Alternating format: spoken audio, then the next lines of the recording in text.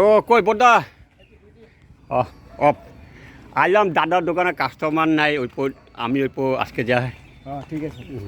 ভাল লাগলো পাড়াটার দোকানটার নাম হইল লোক কিন্তু নাই না। দাদা আসছি আপনার এখানে দোকানে, কাস্টমার নাই নাকি? না, কাস্টমার তো একদমই নেই, একদম পুরোই খারাপ চলতেছে ব্যবসা।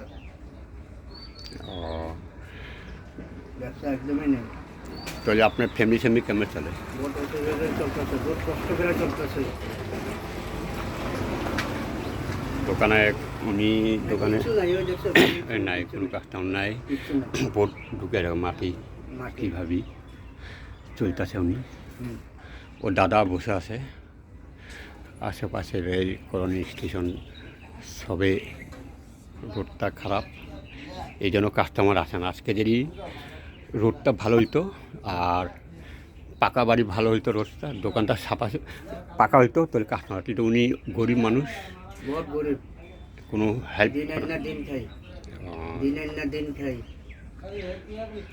আর আজকে কোনো বনি শনি হয়েছে নাকি? না না না না, হয় নাই, হয় না দাদা? দোকানে বলেই হয় না, আমার বলতে বলেই হয় না।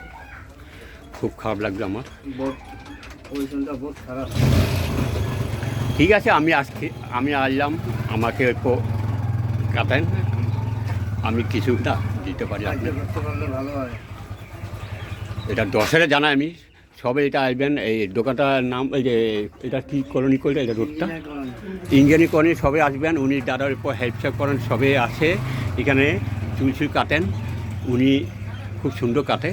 আর সবে হাইফাই দোকানে চলে যায়, এই জিনিসটা খারাপ। ও দাদার উপর হেল্প করেন, তাহলে সবাইকে আমি ধন্যবাদ জানাবো।